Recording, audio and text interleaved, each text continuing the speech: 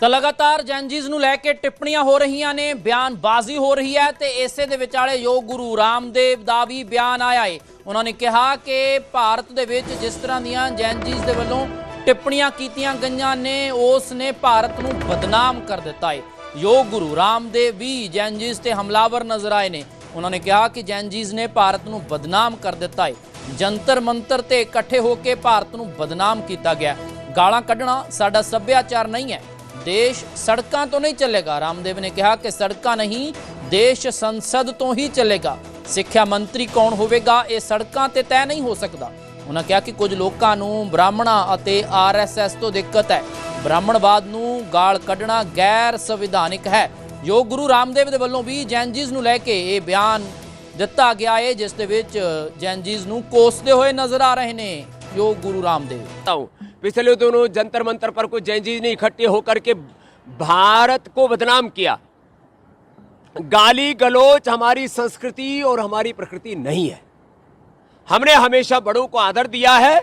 माता पिता गुरु और बड़ों के बताए पथ पर हम आगे बढ़े हैं। महाजनो येन गतः सपंथा महाभारत में कहा और श्रीमद् भगवद गीता में कहा यद्यदाचरति श्रेष्ठ तत्तदैवतरो जना सत प्रमाणम कुरुते लोकस्तदनु वर्तते। इसलिए अपने बड़ों को आदर दे, गौरव दे और किसी भी प्रकार से कोई असहमतियां हो तो असहमति को भी डेमोक्रेटिक और संवैधानिक लोकतांत्रिक तरीके से सड़कों से नहीं चलेगा, देश संसद से ही चलेगा।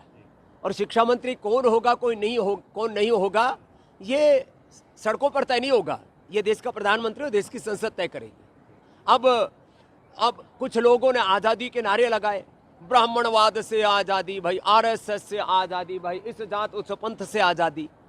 अब भाई वो ब्राह्मण कुल में पैदा हुआ है और यदि RSS से उसने राष्ट्रवाद सीखा है प्रहलाद जोशी जी ने तो इसके किसी के पेट में दर्द नहीं होना चाहिए। यदि आपको जो अधिकार इस देश का संविधान किसी दलित शोषित वंचित को देता है वही अधिकार इस देश में ब्राह्मण को भी देता है। इसलिए ब्राह्मणवाद को क्यों गाली देना, मैं कहता हूं कोई भी बात नहीं होना चाहिए, लेकिन ब्राह्मणों को भी गाली देना वह भी असंवैधानिक है, अलोकतांत्रिक है। शूद्र को गाली देना भी अलोकतांत्रिक है। ਤਾਂ ਲਗਾਤਾਰ ਜੈਨਜੀਜ਼ ਨੂੰ ਲੈ ਕੇ ਟਿੱਪਣੀਆਂ ਹੋ ਰਹੀਆਂ ਨੇ, ਬਿਆਨਬਾਜ਼ੀ ਹੋ ਰਹੀ ਹੈ ਤੇ ਇਸੇ ਦੇ ਵਿਚਾਲੇ ਯੋਗ ਗੁਰੂ ਰਾਮਦੇਵ ਦਾ ਵੀ ਬਿਆਨ ਆਇਆ ਹੈ। ਉਹਨਾਂ ਨੇ ਕਿਹਾ ਕਿ ਭਾਰਤ ਦੇ ਵਿੱਚ ਜਿਸ ਤਰ੍ਹਾਂ ਦੀਆਂ ਜੈਨਜੀਜ਼ ਦੇ ਵੱਲੋਂ ਟਿੱਪਣੀਆਂ ਕੀਤੀਆਂ ਗਈਆਂ ਨੇ ਉਸ ਨੇ ਭਾਰਤ ਨੂੰ ਬਦਨਾਮ ਕਰ ਦਿੱਤਾ ਹੈ। ਯੋਗ ਗੁਰੂ ਰਾਮਦੇਵ ਵੀ ਜੈਨਜੀਜ਼ ਤੇ ਹਮਲਾਵਰ ਨਜ਼ਰ ਆਏ ਨੇ। उन्होंने कहा कि जैनजीज़ ने भारत को बदनाम कर दिता है। जंतर मंतर ते इकट्ठे होकर भारत को बदनाम किया गया।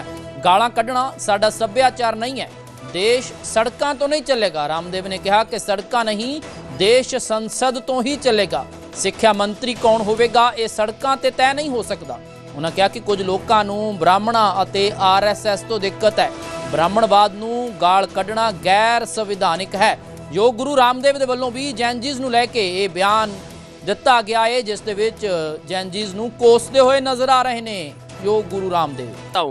पिछले दोनों जंतर मंतर पर कुछ जैनजीज़ ने इकट्ठे होकर के भारत को बदनाम किया। गाली गलौच हमारी संस्कृति और हमारी प्रकृति नहीं है। हमने हमेशा बड़ों को आदर दिया है। माता पिता गुरु और बड़ों के बताए पथ पर हम आगे बढ़े हैं। महाजनो येन गतः सपंथा महाभारत में कहा और श्रीमद् भगवद गीता में कहा यद्यदाचरति श्रेष्ठ तत्तदैवतरो जना सत प्रमाणम कुरुते लोकस्तदनु वर्तते। इसलिए अपने बड़ों को आदर दे, गौरव दे और किसी भी प्रकार से कोई असहमतियां हो तो असहमति को भी डेमोक्रेटिक और संवैधानिक लोकतांत्रिक तरीके से सड़कों से नहीं चलेगा, देश संसद से ही चलेगा। और शिक्षा मंत्री कौन होगा कौन नहीं होगा ये सड़कों पर तय नहीं होगा।